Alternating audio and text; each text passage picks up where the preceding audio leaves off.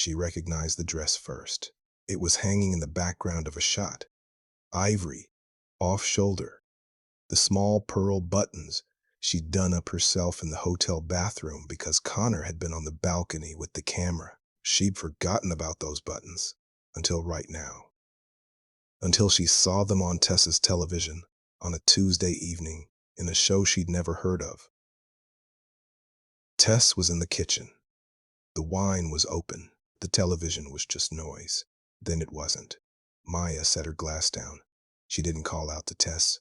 She just watched. 4 minutes of her own honeymoon, cut together by someone she'd never met, scored with music she hadn't chosen. There was the restaurant on the cliff. There was the morning she'd woken up early and sat on the balcony alone. There was Connor's voice off camera, telling her to hold still, telling her the light was perfect. He'd always said that. The light is perfect. Don't move. She'd thought it was romantic. Connor had insisted on filming everything himself. No strangers behind a lens on the most important days of their lives. That's what he'd told her. She'd loved him for it, trusted him for it. 3 weeks in Santorini. Every private moment, every unguarded second, all of it handed to him because he'd asked and she hadn't thought to wonder why. She took her phone out, photographed the screen, the title, the episode number, the channel. She didn't say anything to Tess. She already knew she wasn't going to like what she found. Tess came back from the kitchen and Maya asked her to turn it up. She watched the rest of the episode without speaking. Tess sat beside her and didn't ask questions. She could read the room well enough to know that questions weren't what was needed. When the credits rolled, Maya studied them the way she'd studied the release form at work that morning, methodically, looking for her name. It wasn't there. The series was called First Light, produced by Ferris and Vale Productions. Brisbane. Episode 3. The Honeymooners. Runtime 22 minutes. She was in most of it. She wasn't in any of the credits. Maya said she had an early start. She picked up her bag. She hugged Tess at the door the way she always did. Same pressure, same duration, and walked to her car. She sat in the driveway at home for 20 minutes. The lights were on inside. She could see the kitchen window from the street. Connor was probably at the bench with his laptop, a beer going warm beside the keyboard, completely unaware that anything had shifted. She thought about going in. She thought about what she'd say and how he'd look at her when she said it. She wasn't ready for his face yet. So she sat in the dark and she thought about the balcony shot, the one where he told her not to move, the one he'd filmed twice, because the first take hadn't been quite right. She'd assumed that was love. She wasn't sure now what to call it. She'd met Connor at a work function 7 years ago. He'd been the quietest person in the room. That was the thing she'd noticed first. The way he watched everything and said little. She found it thoughtful, considered, like he was someone who paid attention. He'd proposed on a Wednesday morning. No restaurant, no audience, just the two of them in the kitchen before work, coffee going cold on the bench. She'd said yes before he finished the sentence. The camera arrived 10 days before the wedding. It was professional grade, the kind serious photographers used. Connor had done his research as he always did. He told her he'd been watching tutorials for weeks. He wanted to do this himself because a hired videographer would miss things. The small things, the real things. He said he wanted footage that felt like them, not like a package from a wedding catalog. She'd watched him test it in the backyard that afternoon, adjusting the angle, checking the light, so careful with it. She'd thought, this is the man I'm marrying. Someone who cares enough to learn. 3 weeks in Santorini. He filmed the ferry crossing in the early gray morning. He filmed her eating breakfast with her sunglasses pushed up on her head. He filmed the arguments too, small ones, the kind that come from exhaustion and heat, and she'd trusted that he'd never use those, that they were just part of the record. Private. Theirs. She never once asked to hold the camera herself. It hadn't occurred to her to want to. 6 months after they came home, Maya asked Connor to put together a cut of the footage. Nothing elaborate. 30 minutes, maybe 40. Something they could watch on their first anniversary with a bottle of the same wine they'd had on the cliff in Oya. She'd been thinking about it for weeks, looking forward to it the way you look forward to something you already know will be good. Connor said he hadn't gotten around to it yet. She didn't push. He worked long hours. She understood that. She told him there was no rush. The anniversary was still 3 months away. He nodded and went back to whatever was on his screen. 3 months passed. The anniversary came. They went to dinner, came home, opened wine. No footage. Connor didn't mention it. Maya waited until the following weekend and asked again gently, the way you ask about something you don't want to make into a thing. He said it was a big project, that he wanted to do it properly, that rushing it would ruin it. She accepted that too. The months after that were ordinary. Work, weekends, the small rhythms of a life shared in a two-bedroom house in Paddington. The footage sat somewhere on a hard drive in Connor's office, and Maya told herself it wasn't going anywhere. That it would be ready when it was ready.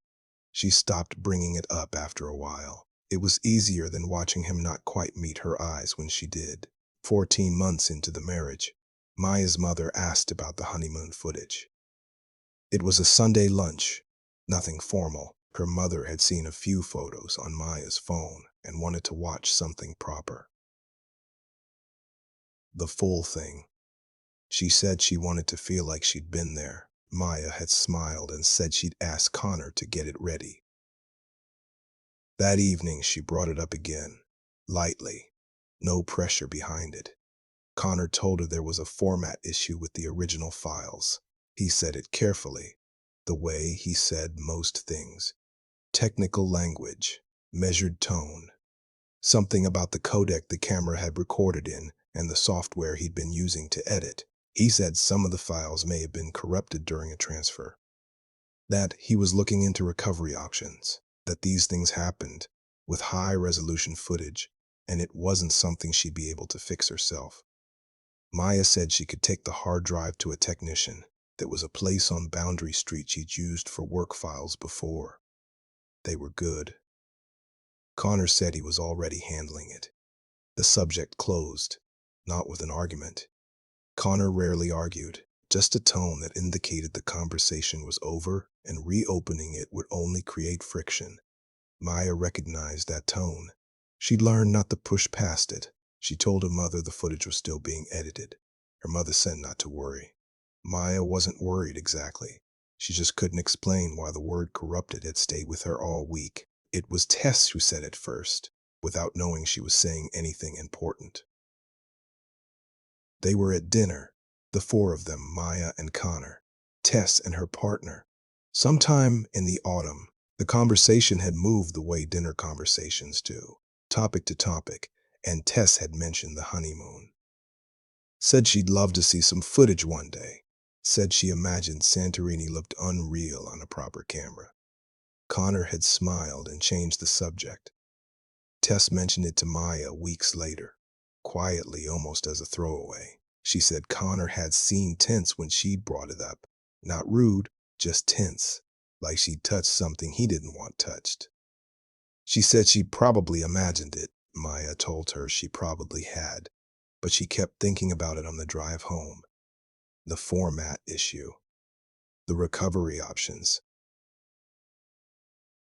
the way the subject always closed before she could get a proper grip on it. Small things, each of them easily explained. Together they made a shape she didn't want to look at directly. The following Saturday, while Connor was at the hardware store, she went into his office. She wasn't sure what she was looking for. She told herself she was tidying. The hard drive had always lived on the second shelf, left side, between the router and a stack of instruction manuals. She checked there first. It was gone. In its place, filed between 2 years of tax folders as though it belonged there, was a different drive. Smaller, a label on the side in Connor's handwriting. Ferris and Vale. Master files. She stood there for a long time. The drive was small, unremarkable. The kind you could buy at any electronics store for $40. Connor's handwriting on the label was neat and unhurried. The same hand that had written her birthday cards. The same hand that had signed their mortgage documents. She turned it over once and set it back exactly where she'd found it. She didn't take it. She thought about what it meant to go through your husband's things, whether that was the kind of person she was, whether the act of looking made her something she didn't want to be, suspicious, paranoid, the woman who couldn't trust. Connor had never given her a concrete reason. A format issue wasn't a lie. Changing the subject at dinner wasn't a crime. She almost left the office without doing anything. Then she took her phone out and photographed the label. Ferris and Vale. Master Files. She didn't know the name. It sat in her chest the rest of the afternoon. Through Connor coming home, through dinner, through the television and the dishes and the ordinary mechanics of an evening that felt suddenly like a performance. She watched him the way you watch someone when you're trying to catch them being exactly who you've always believed they are. He was relaxed, attentive. He topped up her glass without being asked. She smiled and said thank you, and wondered when she'd started watching him this carefully. She searched the name on her lunch break the following Monday. Ferris and Vale Productions. Brisbane-based, mid-sized independent documentary company. Established 2009. Their website was clean and professional. A show reel, a client list, a contact page. Current projects listed in a sidebar. One of them stopped her, First Light, a series about modern romance and travel, currently streaming. She clicked through to the streaming platform. 4 episodes available. She was looking at the thumbnail for episode 3 before she understood why it felt familiar. A terrace, white stone, the particular blue of the Aegean at a certain time of morning. She knew that terrace. The episode was titled The Honeymooners. Runtime 22 minutes, 48,000 views. Her thumb hovered over the play button for a long moment. She was sitting in the staff kitchen at work.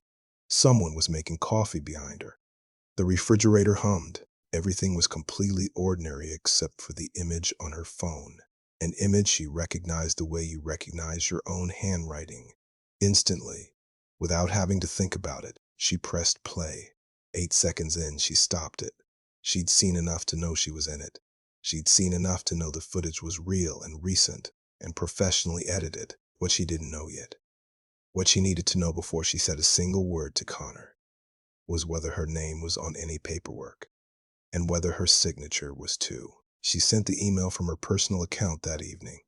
She kept it brief and professional. She identified herself as a person featured in episode 3 of First Light and requested confirmation of the licensing arrangement, covering the footage used. She didn't mention Connor by name. She didn't mention the forged signature. She didn't know about that yet. She just asked for the documentation and gave her full name and contact number. The response came 48 hours later. A customer relations officer from the streaming platform. Polite, efficient, 3 short paragraphs. They were unable to discuss licensing arrangements directly, but had forwarded her inquiry to the production company as the rights holder.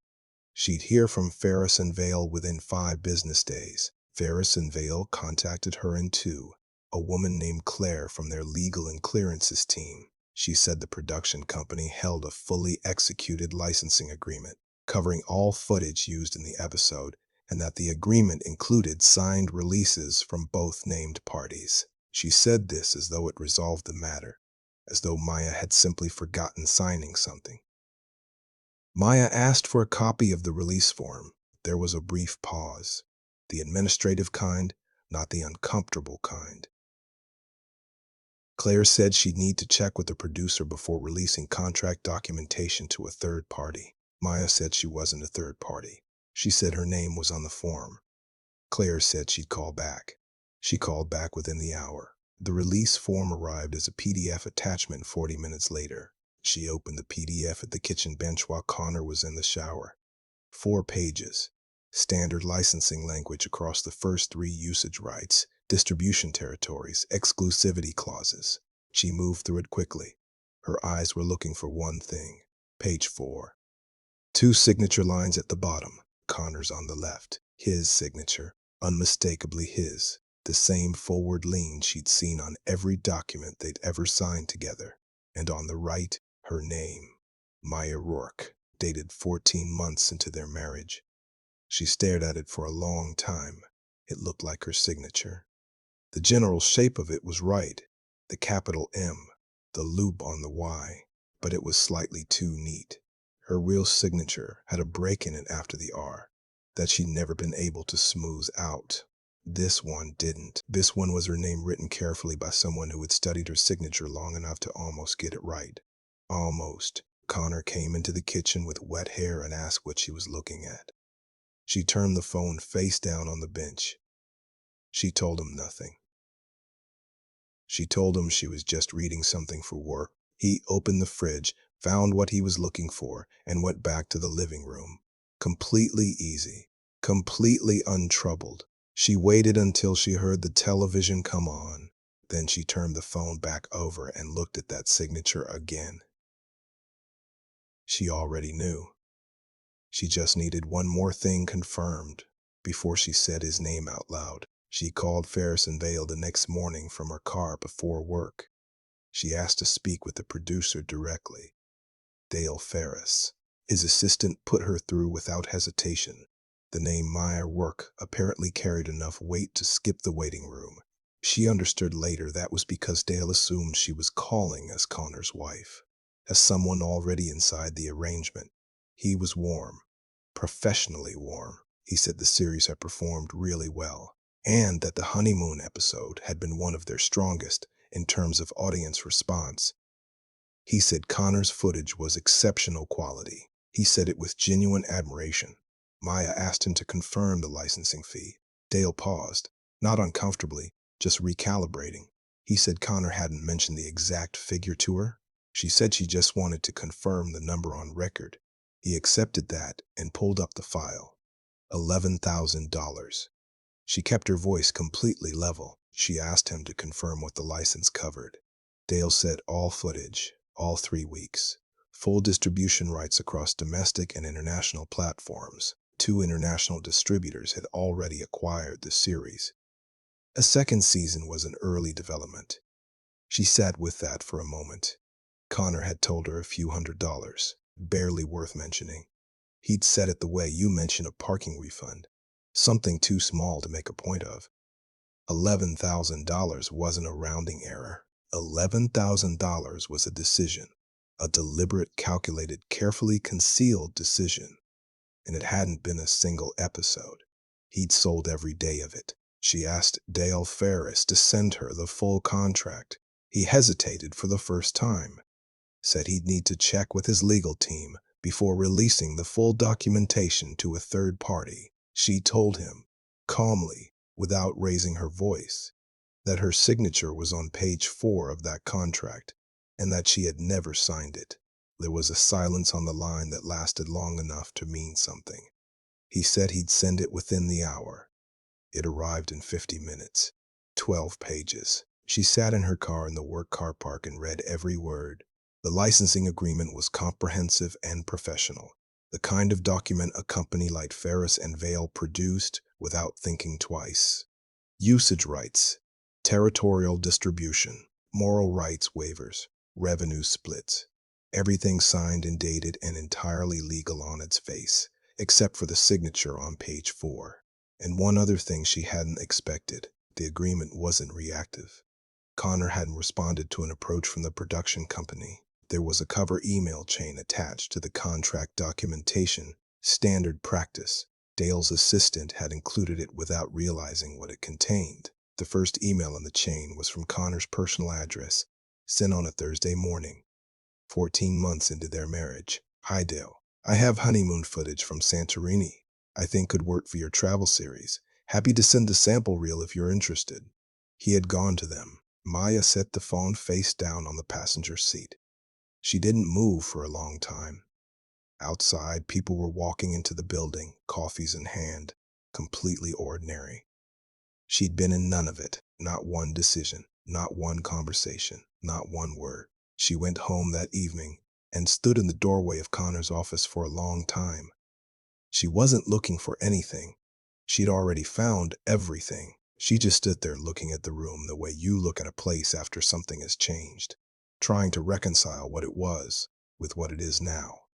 The desk, the shelves, the second shelf, left side, where the hard drive used to be, where a different drive now sat between 2 years of tax folders as though it had always belonged there. She opened his laptop. She wasn't proud of it. She did it anyway. His email was still logged in. She searched one word. Ferris. The chain came up immediately.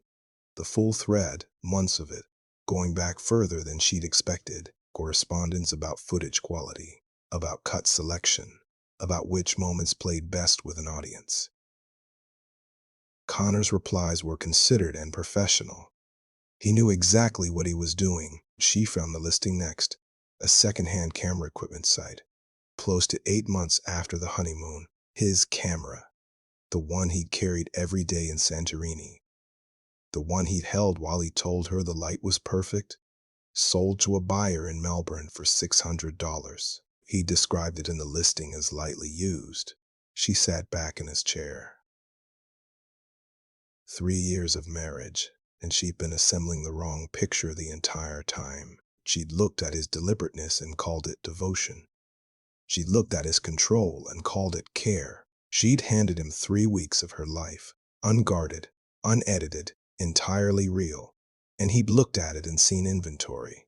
She didn't know what to do with the version of the wedding that still lived in her own memory. She called an IP attorney on Friday morning, a woman named Patricia Hale, recommended by a colleague who dealt with a copyright dispute 2 years prior. Maya sent the contract, the email chain, and the side-by-side signature comparison before the consultation call. Patricia called back the same afternoon. She said the forged signature made the contract voidable. She said the initiating email from Connor's personal address established clear, unilateral intent. She said Maya had a strong case, not a guaranteed one, but strong. Maya asked how long it would take. Patricia said that depended on how cooperative Ferris and Vale were willing to be. Ferris and Vale were cooperative. Dale Ferris, once he understood what Connor had submitted, moved quickly. The series was pulled from both international distributors within 10 days, pending a formal review.